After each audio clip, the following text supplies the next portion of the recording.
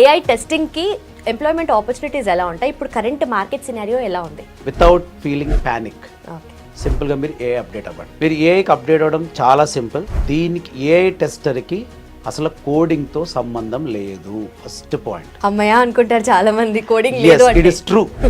AI ఎంత కరెక్ట్గా develop చేస్తారంటే దానికి తప్పు వస్తున్నప్పుడు రికగ్నైజ్ చేస్తుంది, అది రెక్టిఫై చేసుకుంటుంది అదే. కానీ మనం రెక్టిఫై చేసుకోమని మనం చెప్పగలగాలి ఒక్కొక్కసారి. హ్యూమన్ లేకుండా ఆర్టిఫిషియల్ ఇంటెలిజెన్స్ అనేది లేదు అనే పదం మనం గుర్తిస్తే వీఆర్ వెరీ హ్యాపీ. వాళ్ళనే ఏఐ అటానమస్ ఇంజనీర్స్ అంటాం. మీకు మ్యాథ్స్ అయితే వచ్చి ఉండాలి. మ్యాథ్స్ కావాలన్నాం. ఏ మ్యాథ్స్ కావాలి? 8th 9th 10th మ్యాథ్స్ ఉంటే చాలు. మీరు అట్లే అంటారు సార్, కానీ చాలా ఎక్కువ ఎక్స్పెక్ట్ చేస్తారు జాబ్కి. ఇది రియాలిటీ. మీరు చెప్పింది అవసరమైతే లేదు. ఎందుకంటే నేను ఒక టెస్టర్గా, ఒక డెవలపర్గా, ఒక డిజైనర్గా, ఒక ప్రోగ్రామర్గా నా 2.5 decades ఎక్స్పీరియన్స్లో అన్ని కార్నర్స్ నేను చూశాను. టెస్టర్గా మీరు అప్గ్రేడ్ అవుతున్నప్పుడు అప్గ్రేడ్ అవ్వండి ఇమీడియట్గా. బట్ కోడింగ్ అవసరం లేదు. మోడల్స్ బాగా నేర్చుకోండి, మ్యాథ్స్ బాగా నేర్చుకోండి.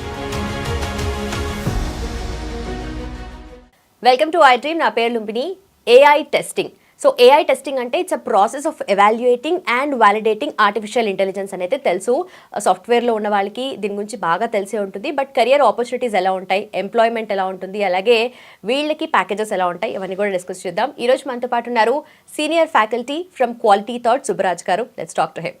Hello sir. Hi madam. So AI టెస్టింగ్కి ఎంప్లాయ్మెంట్ ఆపర్చునిటీస్ ఎలా ఉంటాయి? ఇప్పుడు కరెంట్ మార్కెట్ సినారియో ఎలా ఉంది? యా, సో ఇప్పుడు ఏ దాని గురించి మాట్లాడుకున్నట్టు మనం గ్లోబల్గా మాట్లాడుకుంటాం. అంటే జనరల్గా ప్రతి ప్లేస్లోనూ ఏ రీప్లేస్ చేస్తుందని చెప్పేసి అనుకుంటున్నాం. టెస్టింగ్ని కూడా రీప్లేస్ చేస్తుంది అది. ఓకే, అంటే రీప్లేస్ చేయడం అనేకంటే అప్డేట్ అవుతుంది. Simple word. ఏ టెస్టర్ భయపడడం అసలు పని లేదు. సో అంటే టెస్టర్స్ మీకు తెలియదు, కానీ జనరల్ అంటే మీరు మీడియాలో ఉన్నారు కాబట్టి, అంటే సాఫ్ట్వేర్లో ఉన్న వాళ్ళు అన్నట్టుగా మీరు చెప్పినట్టుగా బ్లాక్ బాక్సెస్ అని, వైట్ బాక్సెస్ అని, గ్రే బాక్స్, చాలా డిఫరెంట్ టైప్స్ పీపుల్ ఉంటారు. అలాగే ఫంక్షనల్ అని, నాన్ ఫంక్షనల్ అని, పర్ఫార్మెన్స్ అని, so different kinds of testings వాళ్ళు చేస్తూ ఉంటారు. వీళ్ళందరూ కూడా ఏమంటామంటే సింపుల్గా మనము వితౌట్ ఫీలింగ్ ప్యానిక్, ఓకే, సింపుల్గా మీరు ఏఐ అప్డేట్ అవ్వండి. మీరు ఏఐకి అప్డేట్ అవ్వడం చాలా సింపుల్. దీనికి ఏఐ టెస్టర్కి అసలు కోడింగ్తో సంబంధం లేదు. First point. Okay, you doesn't require a single word like int, float, char, string, double, curly bracket, semicolon, ఇవన్నీ syntax error, run time error, ఇవన్నీ అవసరం లేదు. అమ్మయ్య అనుకుంటారు చాలా మంది, కోడింగ్ లేదు అంటే. It is true. కానీ కొన్ని కంపెనీస్ ఏమన్నాయంటే పైథాన్ బేసిక్స్ రావాలంటారు.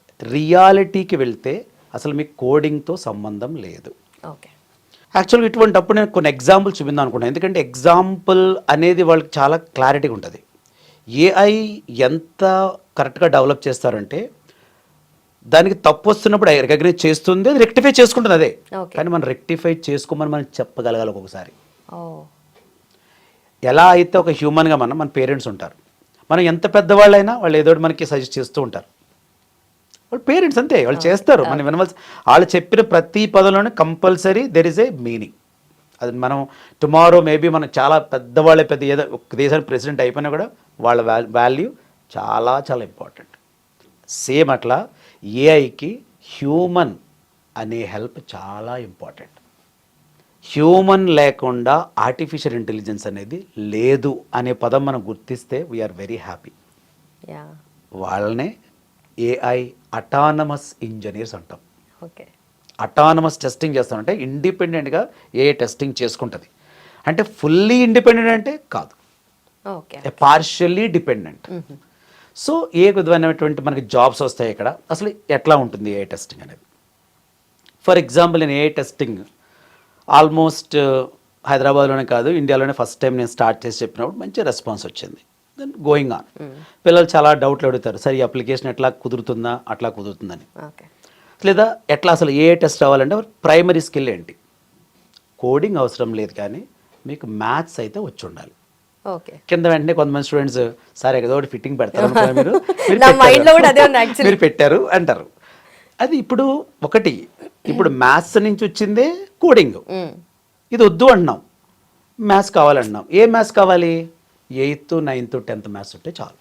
మీరు అట్లే అంటారు సార్, కానీ చాలా ఎక్కువ ఎక్స్పెక్ట్ చేస్తారు జాబ్కి. ఇది రియాలిటీ. మీరు చెప్పింది ఎందుకు ఎక్కువ ఎక్స్పెక్ట్ చేస్తామంటే 10th క్లాస్ ఏం దాటలేదు మేము, లోపలనే ఎక్కువ ఎక్స్పెక్ట్ చేస్తున్నాం. ఓకే. ఫర్ ఎగ్జాంపుల్, ఓకే, మీరు అన్నట్టుగా ఆ క్వశ్చన్ నేను తీసుకుంటాను. ఓకే, ఇప్పుడు స్టాట్ ఎప్పుడు వస్తుంది మనకి? స్టాటిస్టిక్స్ అనే పదం మీరు డిగ్రీలో విన్నారా, 10th 8th 9thలో విన్నారా? స్టాటిస్టిక్స్, మ్యాథ్స్ టు స్టాటిస్టిక్స్ అయితే మనం 9th స్కూలింగ్ స్కూల్లోనే ఉంటాం, అది మాత్రం ట్రూ కదా. మరి ఆ స్టాటే నాకు కావాలి, మీను మీడియను మోడు. సో ఒక టెస్టర్గా మీకు ప్రైమరీగా ఉండవలసింది మ్యాథ్స్ నాలెడ్జ్. అది లేకుండా మీరు ఏమీ చేయలేరు. ఓకే. ఫస్ట్ అది, దాంతో మీరు ఏం చేస్తారు, అసలు ఒక మిషన్ లెర్నింగ్ అనే మోడల్ ఎలా బిహేవ్ చేస్తుంది, కరెక్ట్ ఇన్పుట్స్ ఇచ్చినప్పుడు కరెక్ట్ రెస్పాన్స్ వస్తుందా, ఎగ్జాస్టివ్ ఇన్పుట్ ఇచ్చినప్పుడు ఎగ్జాస్టివ్ బిహేవియర్ ఉందా, ఆ బిహేవియర్ని మనం ఏ విధంగా కంట్రోల్ చేయమని మనం డెవలపర్కి చెప్పాలి, ఏ డెవలపర్కి. సో ఒక టెస్టర్ అనేవాడు a bridge between development and the real product. Okay. So test అనేవాడు ఇన్ఫార్మ్ చేయాలి, నేను టెస్ట్ చేశాను దీని బిహేవియర్ బాగాలేదని. దానికి మీకు కావాల్సింది మ్యాథ్స్ ఒకటే. సో ఇందులో ఉండే కంటెంట్ ఏంటి? First mathematics, second ML models. Okay. ML మోడల్స్లో జనరల్గా తెలుసునా మీకు, అంటే పీకో దట్ మీన్స్ మా స్టూడెంట్స్కి సూపర్వైజర్ అన్సూపర్వైజర్ అనే రకాలు ఉంటాయి. ఆ మోడల్స్ అన్నీ చెప్తాం మనం, అవన్నీ మ్యాథ్స్లో చెప్తాము, పైథాన్తో అవసరం లేదు. చెప్పినప్పుడు కూడా నేనైతే ఏం చెప్తానంటే, ఈ ప్రజెంట్ ఉన్న అజైల్ స్క్రమ్ ప్రాసెస్కి అనుగుణంగా టెస్ట్ కేసులు రాయిస్తాను. ఎందుకంటే నేను ఆల్రెడీ దాంట్లో వర్క్ చేస్తున్నాను కాబట్టి దాని డెప్త్ నాకు తెలుసు. దాని తర్వాత మేము ఒక ఎన్ఎల్పి లాంటి, అంటే న్యాచురల్ లాంగ్వేజ్ ప్రాసెసింగ్, దాన్ని ఏమంటామంటే సింపుల్గా సెంటిమెంట్ అనాలిసిస్ అనొచ్చు. లేదు అంటే we're going to process the data ఇక్కడ కూడా. ఓకే. సో ఇవన్నీ కూడా మనం ఎట్లా టెస్ట్ చేయాలి, బ్లాక్ బాక్స్ లెవెల్. నేను మాట్లాడేది బ్లాక్ బాక్స్ టెస్టింగ్, అంటే కోడింగ్ లేకుండా how we're going to test the model అనేది ఏఐ టెస్టింగ్లో చెప్తాం. ఓకే. మళ్ళీ ఏ టెస్టింగ్, ఏఐ ఇన్ టెస్టింగ్ ఉంది, ఏఐ టెస్టింగ్ ఉంది. నా వర్డింగ్ కరెక్ట్గా పట్టుకోవాలి మీరు. ఏఐ ఇన్ టెస్టింగ్ ఉంది, AI testing. AI in testing ఏంటి?